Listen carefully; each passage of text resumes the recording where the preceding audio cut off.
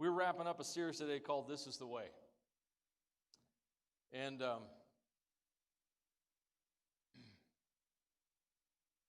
I'm not so bold as to say we're trying to redefine Christianity.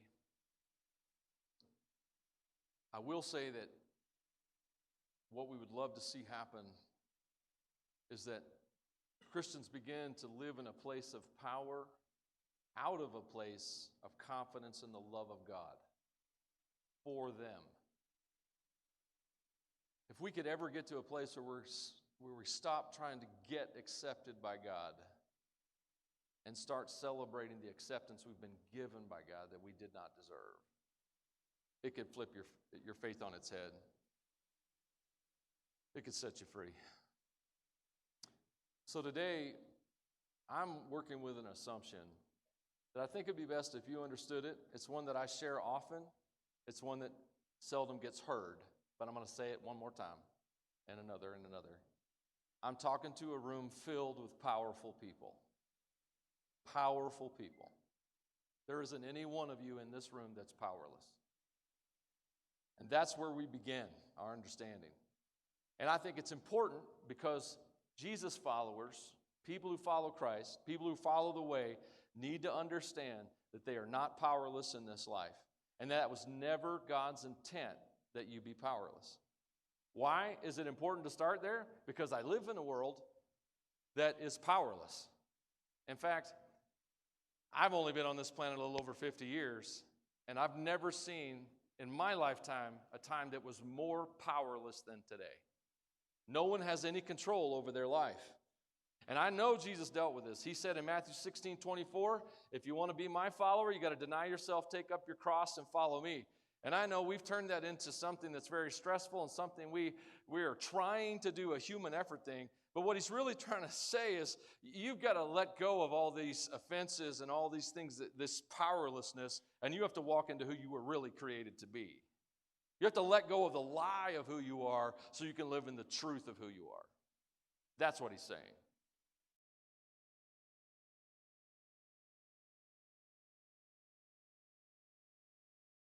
I raised my sons, and I talk to my sons this way today. I raised them this way. The world is not a nice place. You have to deal with it, or it will crush you. That's it. But then I gave them, and you can overcome through faith in Christ. I've always believed that the most important thing to give children was a faith in God, because they could be rich, wealthy, and famous and still miss out on the eternal rewards of heaven. And so I'd rather them have Jesus and be poor than have wealth and not have him. So we live in a world that's powerless. It's like all the rage. It's this idea that everyone has power over my life but me. And you see it everywhere because everyone gets offended at the drop of a hat. And I know that you're sitting there going, oh yeah, these young folks get offended at the drop of a hat. Stop right there. I'm sorry, I'm on Facebook and all y'all mad about something. So dial that back in, man. I mean, the millennials are mad, the Zs are mad, X. We were feral children. Gen X, our parents said,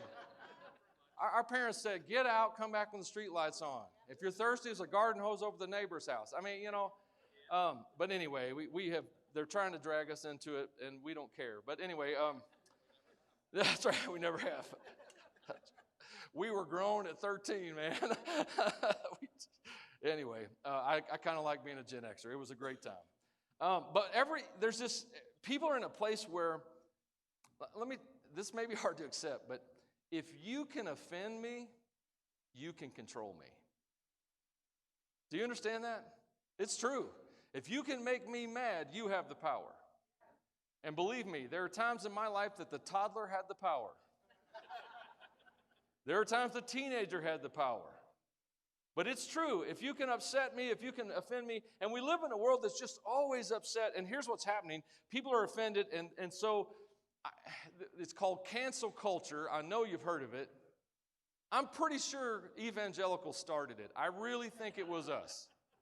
Now, I think we're the ones who started canceling everybody. We're the ones who started boycotting everybody and all these kind of things. Maybe with good reason, but I think it started with us.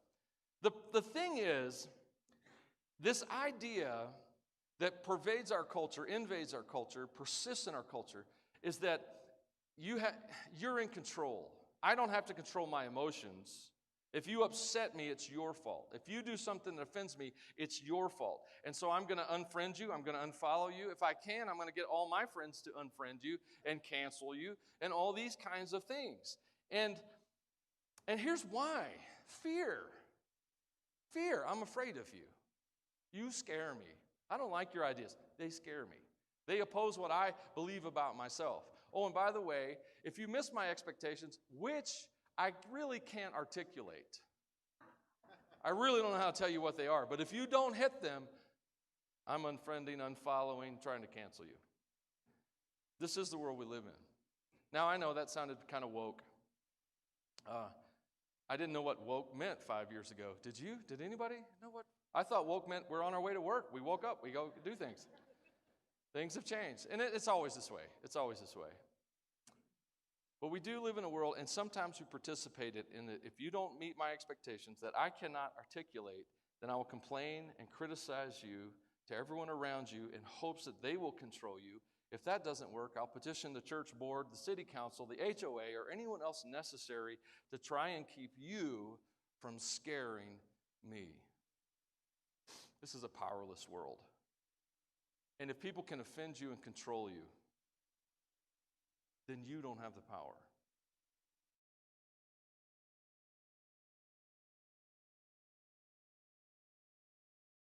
Jesus did not die for a church trembling in fear at what's happening in the world. He died for a church to have the power and the authority to confront those things and deal with those things in ways that are kingdom-minded, not just natural and human effort. So Jesus begins that journey with that message of deny yourself and take up your cross and follow me. What does this verse imply? It implies that you have the power to make choices. That is not a popular teaching in religion, in any form of religion. Okay, don't get this wrong. Yes, we live under the mercy of God, but we do not live at the mercy of God. God intends for us to have the strength to make choices in our life, to do things, and to do things. God is not a God in heaven. It's like, okay, I have a 1, 2, 3 list, and you have to guess exactly what everything is to be in my will. That's not how this works. Paul said we're co-laborers with God. We are partners with God. We are at the table with God. And God is, there are things that are the heart of God that are in your heart, and they're coming out of your mouth, and you're like, you have dreams, you have passions. And the Father is not saying, I want you to give up all your dreams and passions and just do my 1, 2, 3 list. What he's saying is, I want my will and your desires and heart. Your desires and heart are my will, and I want you to be creative in this world, and I want to empower that creativity. When God walked out of the garden, he said, hey, Adam, you're a steward of this place. You do your thing, but I'm going to power you with my creativity, my goodness, and my love. So you're going to have creativity. I've got the power. We're going to have fun. And that's exactly how God works today. That is what it means to follow Jesus. We're having fun with the Father. We're not following the 1, 2, 3, 4, 5 list. Are you okay? You guys all right? Yes. Some of you are sitting there going, oh no, I was told it was all fatalism. I was told that God makes all the decisions and we have to guess correctly. And we don't know what he's saying. If we get it wrong, he's going to smack the devil out of us. That's what I was told. It sounds ridiculous when you say it out loud, but tell me that's not exactly what a lot of people think. There's a doctrine that has not been articulated in evangelical circles as it should have been. It comes from 1st, 2nd century orthodoxy. It's called theosis. And here's what theosis is. This is the best way I've heard it described, so hang on to your hat. This is old theology. We become by grace all that God is by nature.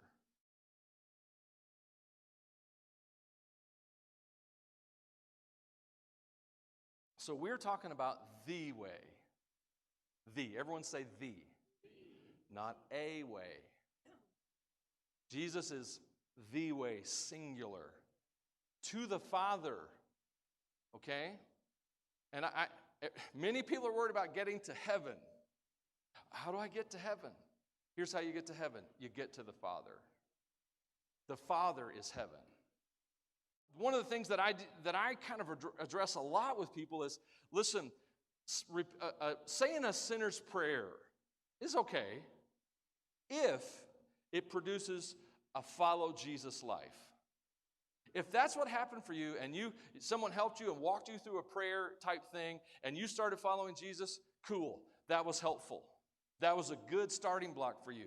However, if there are people in this room, in this world, that believe that they did some kind of magical ritual and that somehow ensured them from getting into trouble with God later, well, actually, I'm going to read some text today that if you can believe that after the text that we read, you need to get an appointment with me and teach me how you got there.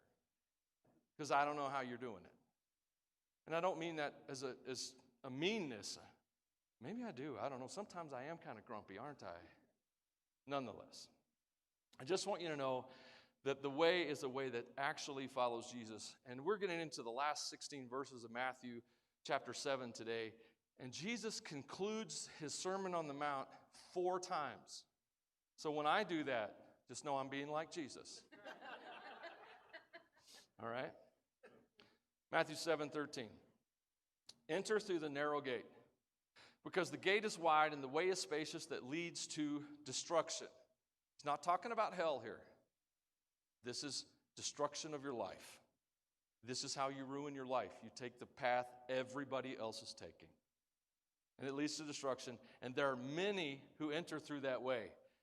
How narrow is the gate and difficult the way that leads to life, and there are few who find it. So what is your way right now? Today, what is your way? What's the way you're on? Because I see a few ways that people are taking. I'm going to tap on 3. I could probably tap on 20 if I thought about it long enough. But 3 ways that I see people kind of observing or practicing their faith. One way is the religious tradition, practice, ritual way. There's nothing wrong with religious tradition or rituals. You have to understand that the church in the early centuries, they were trying to teach illiterate people concepts about God, so they formulated a system of rituals and prayers and construction, cathedrals, stained glass, so that week after week, year after year, they could teach people about God in illiterate cultures, primarily agricultural cultures.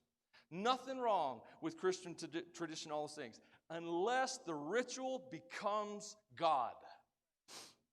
Which is what the sinner's prayer can be for a lot of people. They think that is the magic power to save. As I said a prayer, I'm good to go. That's not how this works. In truth, there are no rituals in the kingdom other than rituals that help you connect with the Father. If a ritual puts you in a relationship with the Father, it's a good one. You're okay. If you think the ritual is protecting you from something, no. There's no power in a ritual. Ouch. Okay? Okay. If you need a hug right now, just come to me later. I'll have to do it later. The second path I see people take is the path of sin consciousness, sin avoidance. They're trying not to be bad. It's just trying not to be bad, trying not to get in trouble. I'm really trying not to lie, trying not to cheat, trying not to steal, trying not to lust, trying not to abuse. Oh, I guess it's good to not do bad things. But here's the problem with sin avoidance and sin consciousness. You can only do it as long as you have the energy to do it. As soon as the mood hits you, as soon as you get tired, as soon as you are no longer have the will to be good, you're going to do what you want. And whatever's inside you, well, as my old pastor used to say, what's in the well comes up in the bucket. And I can take this a little bit further. You know what's inside you, what's really there by what happens to you when you get squeezed in life. You squeeze an orange and orange juice comes out, that's normal. You squeeze an orange juice and vinegar comes out, something went wrong. I squeeze a Son of God, what should come out? Jesus, which that would look like love and joy and peace. And I got to be honest with you, sometimes that's not what comes out of me when you squeeze me. So, sin avoidance is what is the path many are taking. Good deeds is another one. And so that's kind of a flip. I'm trying to do good things. I want to help the hurting, feed the hungry, befriend the lowly. And it all sounds good. It all sounds like it would help. But the question I need you to ask about whatever your way is right now is this: is it really the way?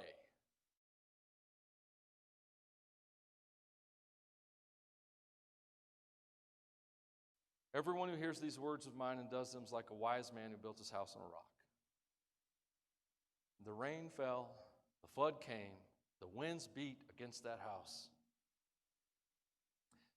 And that house did not care.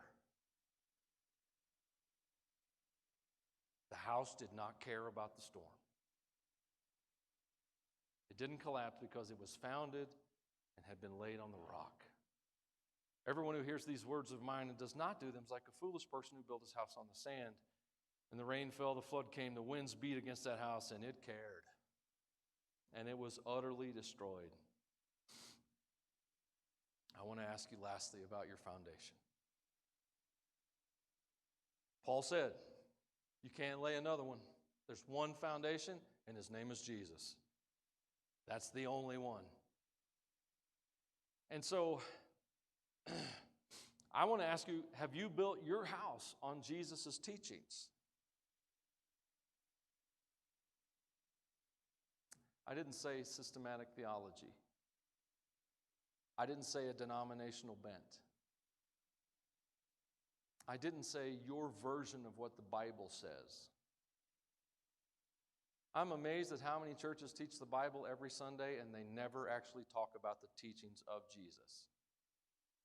And I love the works of the epistles and Paul's work, but you must understand that his work is the application of those principles and teachings. If you want the root, you go to what Jesus said.